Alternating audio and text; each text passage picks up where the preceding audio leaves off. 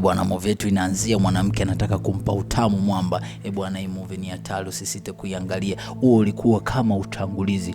Movie yetu inaanzia sehemu fulani hivi ya starehe, mwanamke wa mtu akimshika mwanamke wa mtu kama akimtamani na kumpiga kisi. Yule mwanamke akimaindi akisema sikubali mwanamke akushika na kushikaje, lazima nikamfundishe adabu. Akawa anaenda sasa huko akiwa ana hasira, wakiwa wanawafuata nyuma, lakini huyu mwanamke akiwa jamaa wake ni mwanajeshi anamwangalia. Hii mara ghafla yule mwanamke akafunua sketi yake akaandika nisaidieni. Umeona, asema anataka msaada. Umeona, akawa ameandika kwenye makalio pale, asema ana matatizo gani sasa? Akawa anajiuliza. Umeona, naambia tunaenda wapi? Wewe tulia, unataka kwenda wapi? Jamaa anamwambia, yani kama jamaa huyu mwanamke hakuna kitu anaenda kumfanyia, yani kama amemteka fulani hivi. Umeona, huku wakawa wanajiuliza sasa huyu atakuwa anampeleka wapi, atakuwa anamfanya nini? Mwamba akawa anajiuliza kabisa, na binti naye akawa anajiuliza, hawaelewi wafanye nini. Umeona, lakini wakasema hamna shida, inabidi tumsaidie huyu binti. Basi wakaendelea kufuatilia. Mzigo wapo, usisite kuangalia. DJ wako Eddie Breezy wa Mabreezy, tunaletea chuma kikali hichi hapa.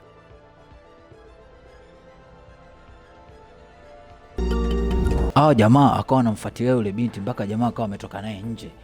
Umeona? Sasa tunafanyaje? Anampeleka wapi? Akamwingiza kwenye gari jamaa huyo hapo, mwamba mmoja vimona jeshi hatari sana. Umeona? Akiwa anamwangalia, wakawa wanajiuliza maswali. Sasa huyu binti atakuwa amefanya nini? Huyu asije kaenda kumuua. Hebu tufanye kitu tuweze kumsaidia. Umeona? Akatoa gari. Basi yule mwanamke akaonekana tayari ameshafika barabarani, akafunua nguo yake. Nguo yake imeandikwa kwamba natafuta kazi.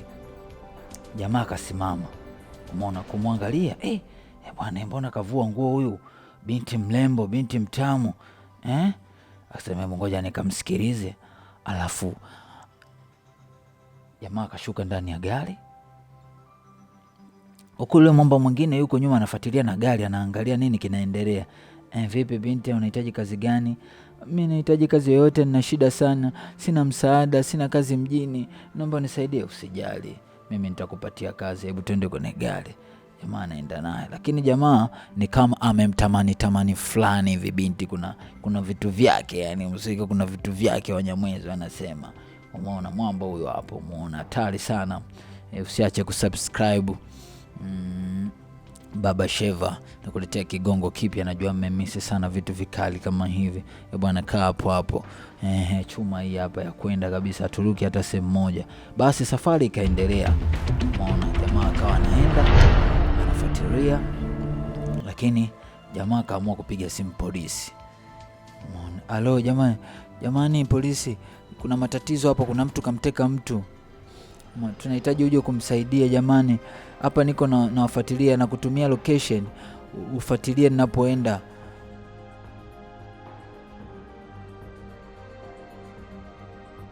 Basi jamaa akaendelea kumuelezea pale polisi nini matatizo yaliyotokea, akampa location na kila kitu kikawa kimeenda sawa. Umeona, akamwambia haina shida, sisi tutafuatilia na tutakuja kufanya usaidizi, haina noma. Basi safari ikaendelea.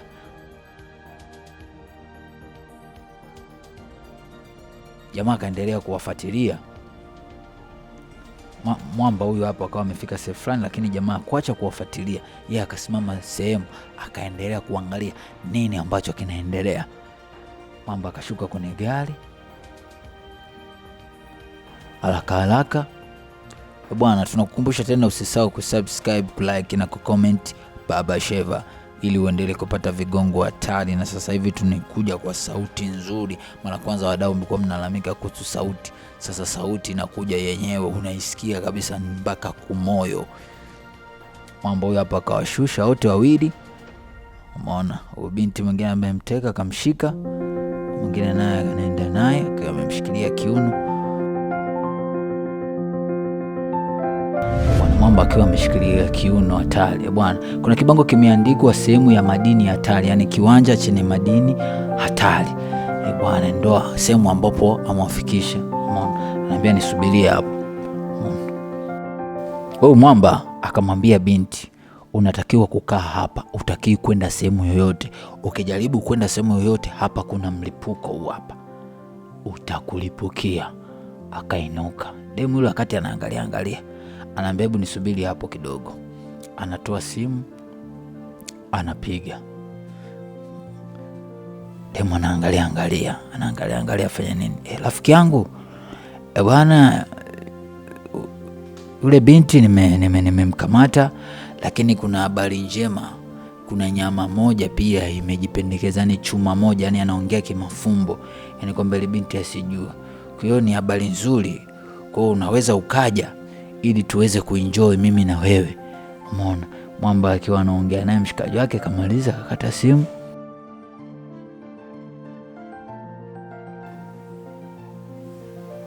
Akachukua kamba, akamfunga yule binti ili asiweze kuchomoka. Akae vizuri pale. Bwana, usiache kusubscribe. Mwamba sijajua maana yake ni nini. Inaonekana hao mwamba wazee kukamata mademu afu wazee wa kuzagamua, wazee wa mizagamuo ndo hawa jamaa. Naonekana anamalizia pale kumfunga kamba demu yule. Anamaliza,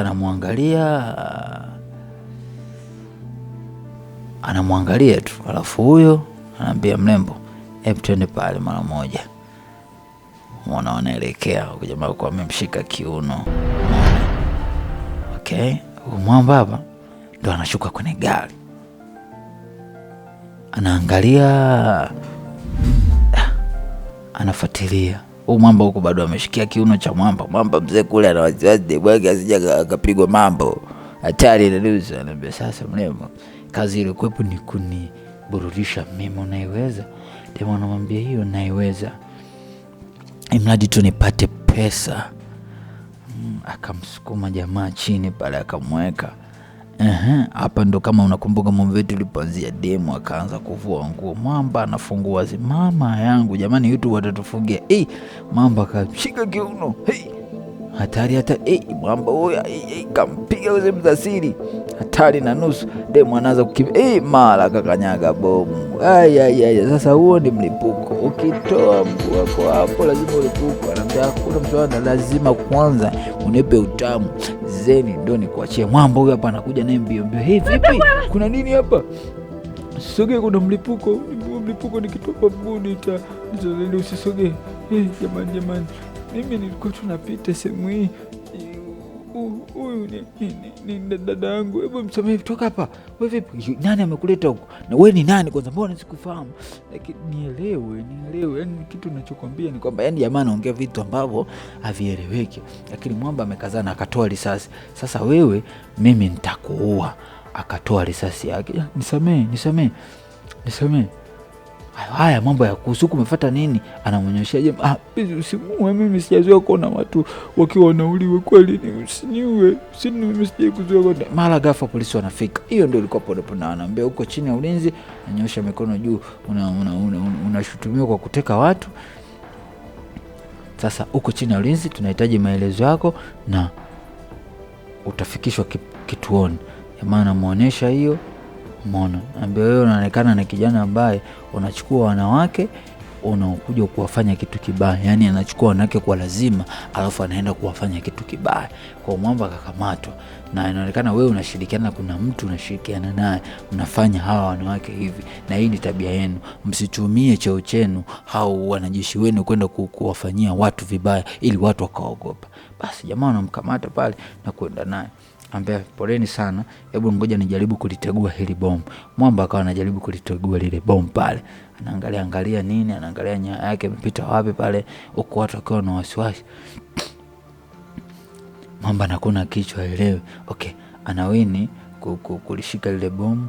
Na sasa hili ndio bomu, kwa hapa kila kitu kiko sawa, atoa mguu, hapa nikiachia ndio litafanya litalipuka. Kwa hiyo mpo salama kuanzia sasa hivi, mnaweza mkaendelea. Lakini pia kuna ule dada mwingine amefungwa kule, John muone, naye ana bomu kule ametegeshwa.